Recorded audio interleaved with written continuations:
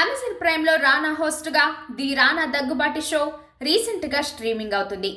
Daggubati hero Tollywood handsome hunk రానా దగ్గుబాటి సినిమాల్లో తనకు నచ్చితే ఎలాంటి పాత్రలైనా చేస్తుంటాడు. అంతేకాదు టాక్ షోలకు హోస్ట్ గా కూడా చేశాడు.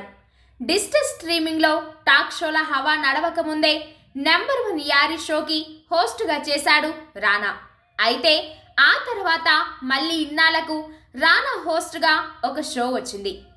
అమెజాన్ ప్రైమ్ లో రానా హోస్ట్ గా the Rana Daggubati show recent గా స్ట్రీమింగ్ అవుతుంది.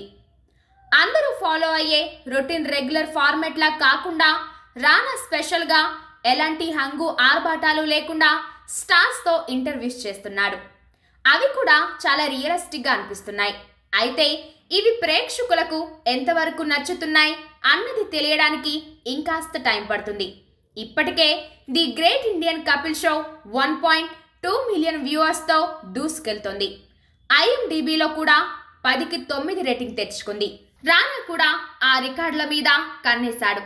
రానా చేస్తున్న అన్సెన్సార్డ్ చిట్ చాట్ పై ఇప్పటికే మంచి బజ్ ఏర్పడింది.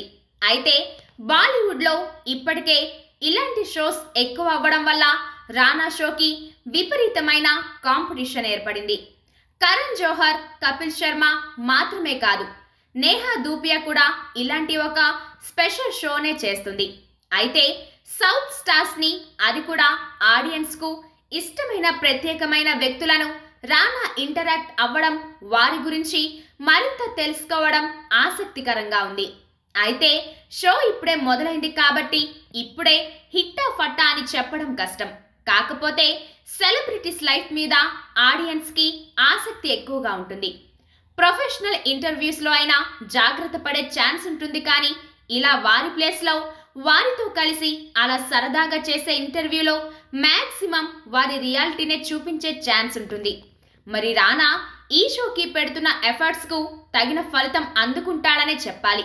ఓ పక్క తనకు బాగా నచ్చిన సినిమాలు, అవి ఎంత చిన్న బడ్జెట్తో తెరకెక్కినా ప్రమోట్ చేసి రిలీజ్ చేస్తున్న రానా నటుడిగా ప్రత్యేకమైన సినిమాలు చేయాలని చూస్తున్నాడు.